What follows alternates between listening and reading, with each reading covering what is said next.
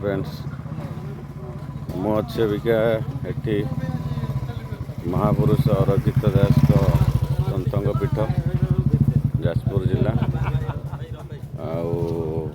आईटा आम eighty parking करिया परे देख जगटा यहाँ हूँ महापुरुष अरक्षित दास सतंग पीठ आईटा प्रसिद्ध ओलाशुणी गुंफा ना ओलाशुणी गुंफा ना प्रसिद्ध देखते केमती पीठटा भाया भाव एठी महापुरुषों पाखे आमर बेढ़ारे जो पोड़पिठा भोग लगे तार पोड़पिठार भोग दुकान भी अच्छी सेठी जड़े भाई बिक्री करते पोड़पिठा आसतु देखा अच्छी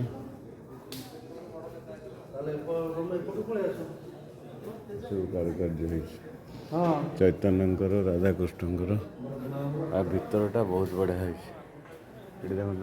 बहुत प्राकृतिक परिवेश प्राकृतिक आध्यात्मिक परिवेश भितर ओलाशुणी गुंफाटा देखते गुड़े भितर गछ सब अच्छी बहुत गुड़े गछ अच्छे बहुत गुड़े गछ गोटे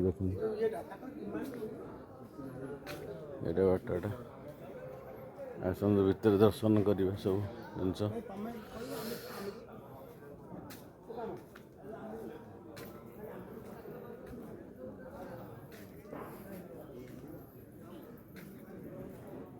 साइड्रे सब गछ लगी सब प्रकार फूल गछ लगी एपटे भितर गोटे रेस्टोरेंट नहीं तो यहाँ गोटे स्टे करने गोटे जगह अच्छी भितर स्टे करेंगे पर नाइट 24 आवर्स 600 बढ़िया शांति लगुच ये आसला से भाई की पचार भाई कहले स्टे करहब तेणु एसी रूम भी अच्छी ड्रिंकिंग वाटर फैसिलिटी भी अच्छी देखो केते गुड़े कुंड लगी सब कुंड सेपटे देखु यहाँ कटेज गोटे स्टे करने बहुत बढ़िया छुट्टी दिन में आसी आपण मैंने ये एंजॉय करें सेपटे पहाड़ यहाँ पहाड़टा ओलाशुणी पहाड़ आसन देखिए पहाड़टा पूरा पहाड़ उपरटा गाड़ी आसला बेले अंका पहाड़टा आईटा हूँ स्टे करने जगटा देखो पहाड़ उपरटा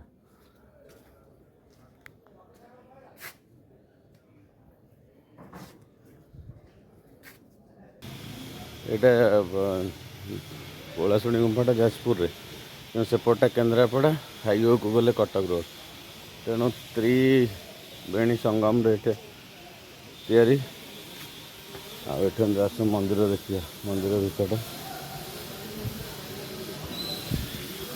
ये आला कराएनि मंदिर परिसर चप्पल रखी बुलायापी तेणु ये देखते प्राकृतिक सौंदर्य केते बढ़िया ये सब मीटिंग फिटिंग चलती लोक सब देखते मांकड़ ये प्रबल मांकड़ ये प्रबल एपटे भोग दुकान अच्छी भोग दुकान देखो श्री श्री महापुरुष अरक्षित दास भोग दुकान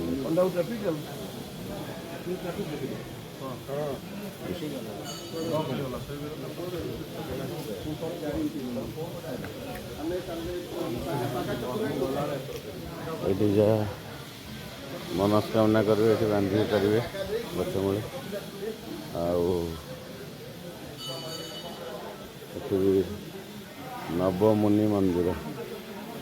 नवमुनि मंदिर भगवत चर्चा 9टा मुनि ये अच्छा भगवत चर्चा हुए ये आहू रहा यहाँ मेन सन्थंकर जो रोते महापुरुष अरक्षित दास तांकर ये भितरटा ये भितर बाबांकर अच्छी ये रोते एपटे बाबांकर सेज नहीं ଏଠି ସେଜ ଥିଲା ମହାପ୍ରଭୁ ଅରକ୍ଷିତ ଦାସଙ୍କ ସେଜ। ଆଉ ଏଇଟା ଦେଖନ୍ତୁ ତାଙ୍କର ଯେଉଁ ଏଇ ଯେଉଁ ଛୋଟିଆ କବାଟ ଅଛି ଭିତର ଦେଇ ଯାଇକି ସିଏ ଭିତରେ ଧ୍ୟାନରେ ବସୁଥିଲେ। ବାହାରୁ କୌଣସି ଆବାଜ ଯିବନି କି ସେଇ ଛୋଟ ବାଟ ଦେଇ ଯାଉଥିଲେ। ତାପରେ ତାଙ୍କର ଯାହା ଦେଖା କରିବା କଥା ପ୍ରତି ମୁହୂର୍ତ୍ତରେ ବାହାରକୁ ଆସୁଥିଲେ। ଦେଖନ୍ତୁ କେତେ ଗୋଟେ ଛୋଟ ବାଟଟା, ସେ ଭିତରେ ଗୁମ୍ଫା ଅଛି। ଏଠି ତାଙ୍କର ପୂଜା ହେଉଛି। ଆଉ କୁହାଯାଉଛି ତାଙ୍କ ସେଠି ଜୀବନ୍ତ ସମାଧି ଦିଆଯାଇଛି। ଜୀବନ୍ତ ସମାଧି ଏଠି ଦିଆଯାଇଛି। ଦେଖନ୍ତୁ ଏଇପଟ ପରିବେଶଟା ମୁଁ ଦେଖାଉଛି, ମନ୍ଦିରର ପରିବେଶ ଭିତରଟା କେତେ ବଢ଼ିଆଟା ପରିବେଶ। ଆର ଚତୁଃପାର୍ଶ୍ୱ ଦେଖେଇବି ମନ୍ଦିର ଭିତର। ଦେଖନ୍ତୁ ମହନ୍ତ ମହାରାଜଙ୍କ ଆଶ୍ରମ, ବହୁତ ବଢ଼ିଆ ଜାଗା। ଆପଣମାନେ ଯଦି ଆସିବେ ବୁଲିବା ପାଇଁ ବହୁତ ବଢ଼ିଆ ଦର୍ଶନୀୟ ସ୍ଥଳ। ଏଇଟା ଦେଖନ୍ତୁ ପୁରୁଷ ପ୍ରସ୍ଥାନ। ଏପଟେ ମନ୍ଦିରର ପୁରା ବେଢ଼ାଟା ଦେଖେଇବି। ଆଉ ରହିଲା ଏଠି କୌଣସି ମିଟିଂ କରିବା ପାଇଁ ଗୋଟେ ବଢ଼ିଆ ହଲ୍ ଅଛି। ଏଠି ଆପଣ ବସିପାରିବେ, ଡିସ୍କସନ୍ କରିପାରିବେ। ଦେଖନ୍ତୁ କେତେ ସବୁ ବଢ଼ିଆ ପରିବେଶ, ସୂକ୍ଷ୍ମ ପରିବେଶ ଭିତରେ ମହାପ୍ରଭୁଙ୍କ ଏଠି ତପସ୍ୟା କରୁଥିଲେ। ଆଉ ଏଠି ତଳୁ ଦେଖନ୍ତୁ ପାହାଡ଼ ତଳଟା, ପାହାଡ଼ ଉପରଟା ସେଟା ଡାଉନଟା ପୁରା। ସେଗୁଡ଼ା ଭାଇ କ'ଣ ଘର ସବୁ ରହିବା ପାଇଁ ଲୋକ ନା କ'ଣ? ଓହୋ, ସବୁ ପେଡ୍ ସର୍ଭିସ୍ ନା? ଆପଣ ଆଜ୍ଞା ଜାଗା ମିଳିବନି? କ'ଣ ଏତେ ଭିଡ଼? କ'ଣ ପାଇଁ ଭିଡ଼? କ'ଣ ପାଇଁ ଭିଡ଼? ଭଲ ଲାଗୁଛି, ଶାନ୍ତି ପରିବେଶ, ଆଧ୍ୟାତ୍ମିକ ପରିବେଶ। ଏତେ ଟେନସନ୍ ଭିତରେ ଆସି ଲୋକ। ଆପଣ କ'ଣ ଏଇଠିକା ଲୋକ? କେଉଁ ଗାଁ? 15 ଦିନ ଫାଙ୍କା ମିଳିବ। ଭାଇ କହୁଛନ୍ତି 15 ଦିନ ଫାଙ୍କା ମିଳିବନି, ଆଗରୁ ବୁକିଂ କରିବେ। ଅନଲାଇନ୍ ବୁକିଂ ହେଉଛି? ବୁକିଂ ହେଉଛି। ଦେଖନ୍ତୁ ତଳଟା କେତେ ଖସଡ଼ା ହେଇଛି। ଖାଇବା ଆମ କଟକ। ଆଉ ଏଠି ଖାଇବା ବ୍ୟବସ୍ଥା ବାହାରୁ ଆଣିବ? ତା ଭିତରେ କିଛି ନାହିଁ? ସିଡ଼ି ଆସନ୍ତା ଆଉ ଟିକେ ସିଆଡ଼େ ଯିବେ। ଏଠି ଆପଣଙ୍କ ଏଇଠି ସାର୍ ଘର ଏଇଠି? ଏ ଯେଉଁ ସନ୍ଥ ଅରକ୍ଷିତ ଦାସଙ୍କ ଜୀବନ୍ତ ସମାଧି ଯାଇଛି ନାଇଁ?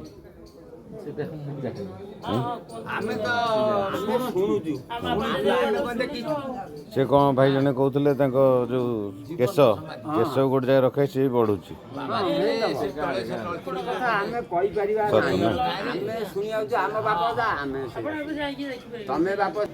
ଭିନ୍ନ ଲୋକଙ୍କର ଭିନ୍ନ ମତ। ତେଣୁ ଯାହା ହଉ ଏଠୁ ଜଣାପଡ଼ିଲା ଅରକ୍ଷିତ ଦାସଙ୍କ ଏଇଟା ମହାପ୍ରଭୁଙ୍କ ପୀଠ। ଏଠି ଧ୍ୟାନ ଧାରଣା କରୁଥିଲେ। ଆଉ ଏଇଟା ଦେଖନ୍ତୁ ହୁଣ୍ଡି ଦାନ ବାକ୍ସ, ତାଙ୍କ ମନ୍ଦିର କରାହେଇଛି। ଆଉ ଏଇଟା ହେଉଛି ତା ପ୍ରାଙ୍ଗଣ ପରିବେଶ, ପ୍ରାଙ୍ଗଣ ଏଇଟା ପୁରା। ଏଠି ଲୋକମାନେ ବସୁଛନ୍ତି, ଡିସ୍କସନ୍ ଚାଲିଛି। ଆଉ ହଉ, ଆପଣମାନେ ଆସିକି କେତେବେଳେ ବୁଲିପାରିବେ। Thank you. ଆପଣ କମେଣ୍ଟ ଦେବେ କେମିତି ଲାଗିଲା ମନ୍ଦିରଟି। ଆଉ ଚ୍ୟାନେଲଟା ମୋର ସବସ୍କ୍ରାଇବ୍ କରିବେ। ଯେଉଁମାନେ ଭକ୍ତ ଅଛନ୍ତି ଏଇସବୁ ଆଧ୍ୟାତ୍ମିକ ଉପରେ ତାଙ୍କର ନଲେଜ୍ ଅଛି, ନିଶ୍ଚିତ ଏଇଟା ତାଙ୍କୁ ଭଲ ଲାଗିବ। Thank you.